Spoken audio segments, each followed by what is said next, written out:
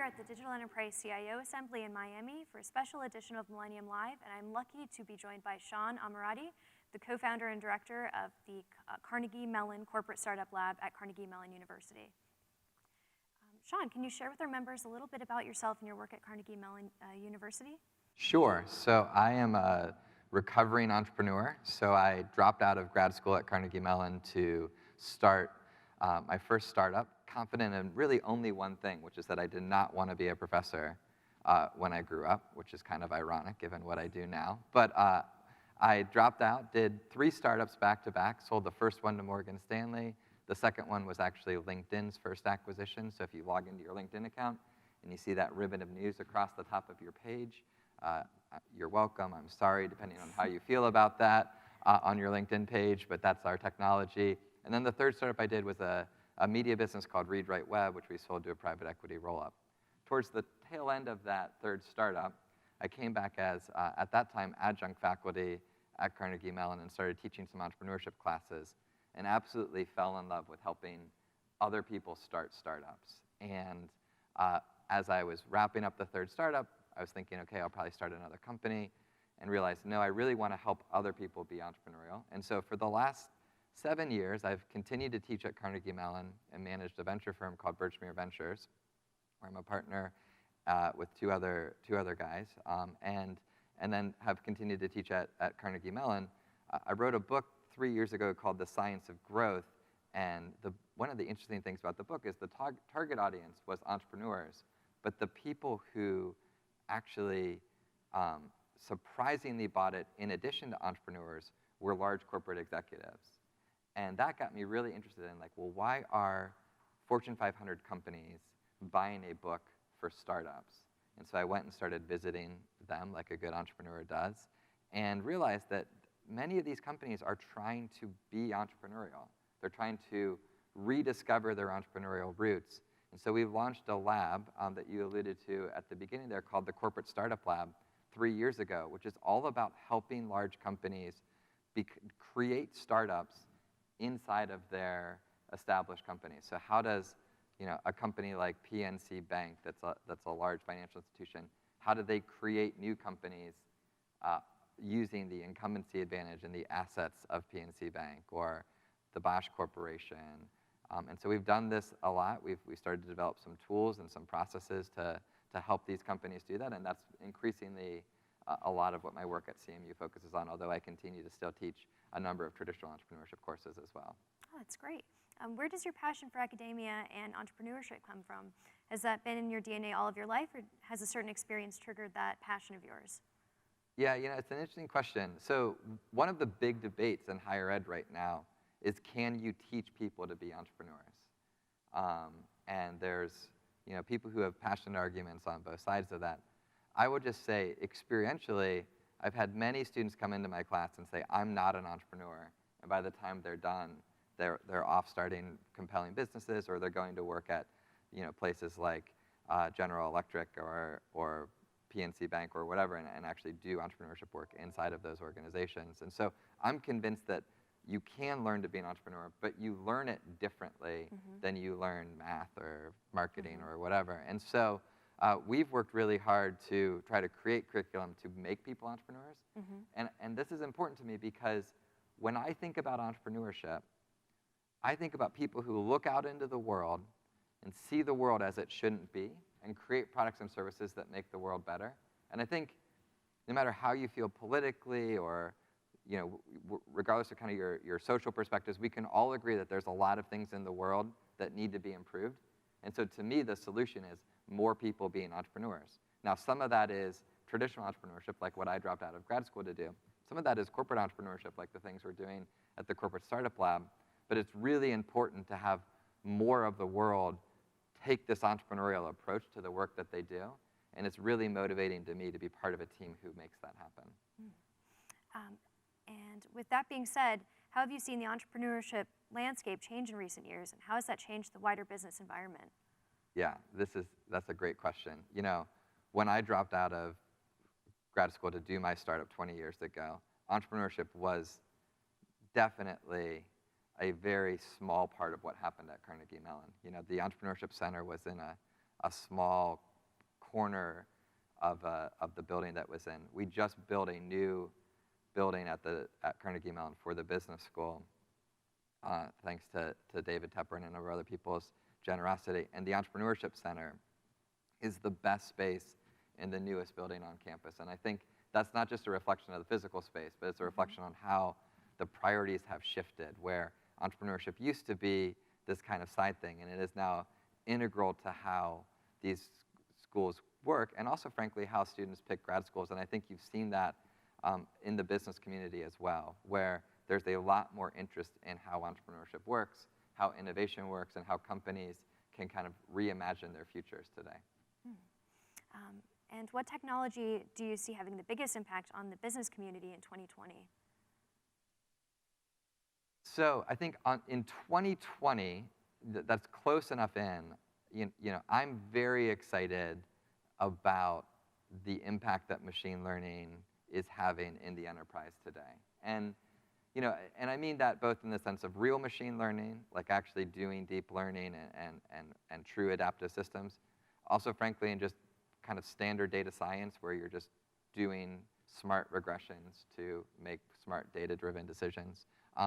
But I think 2020 is going to be the year where even more organizations are going to see really compelling ROI on the investments that they make in that space. And that's been a long time coming. 20 years ago, we had self-driving cars on campus at Carnegie Mellon, but they were definitely sort of edge cases and unique things. You would kind of stop and stare at them when they were going through the little Morewood parking lot. Today, it's obviously self-driving cars are becoming ubiquitous, and I think that increase in capacity as data's become more plentiful, computational power has become so much greater, and frankly, users are now comfortable getting ready to interact with smart adaptive systems, has really changed the dynamic where I think you're going to see some really amazing, financially driven, hard ROI cases around machine learning in the enterprise in the next year. And why is it so important for academia to collaborate with the industry, and how important is executive education to C-suite executives today? Yeah, it's incredibly important.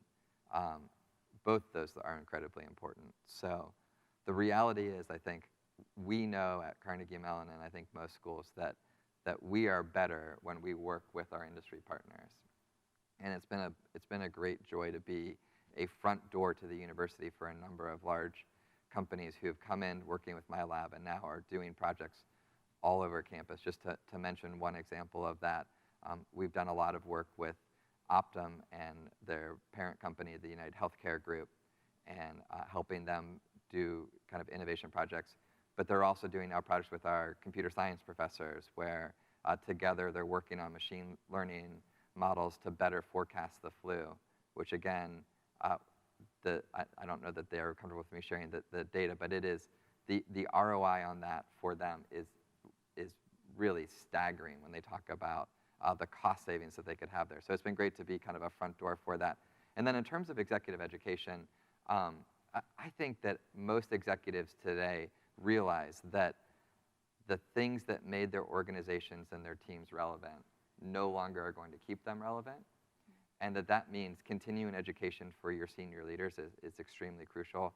It's a real great joy to be a partner with the Tepper Executive Education Program. I teach a number of their innovation courses there, and both open ones, so we have open courses on leading innovation, taking a portfolio approach to innovation, and then we've also built custom programs for different groups there. So we actually, for Optum, built a AI for Business Leaders program that's unique just for their teams. And it's been great to see the executives go through that program and actually able to do their jobs even more effectively and have more impact in the organizations because they now have these new additional skills they can use to have impact. Yeah, that's great. What are the benefits to C-suite executives working with the Millennium Alliance? I am really impressed with this organization. This is the second time I've come to one of your events, your in-person events. And I think that the Millennium Alliance is, I think the team that you guys have put together is amazing, but I think the real credit to the team you put together is the people you're able to attract to these events. When I was running startups, I spent a lot of time with IT decision makers, and unfortunately, just with all the different directions I pulled in, it's hard to get a good litmus test on, like, well, what really are the pressing issues for IT decision makers today? And one of the great things about coming here is you get a chance to interact with a bunch of different IT decision makers from different industries. There's obviously a lot of financial executives here just because there's the parallel track going on there. But really, incredible diversity from agriculture to e-commerce to transportation and then obviously financial services. And I was able to last night have 5 or 6 different conversations with different CIOs, really understanding what they care about, which is helpful for me as an academic. But even more helpful is watching them talk to each other about the things they're struggling with and the issues that they're wrestling with and things that have worked in their company.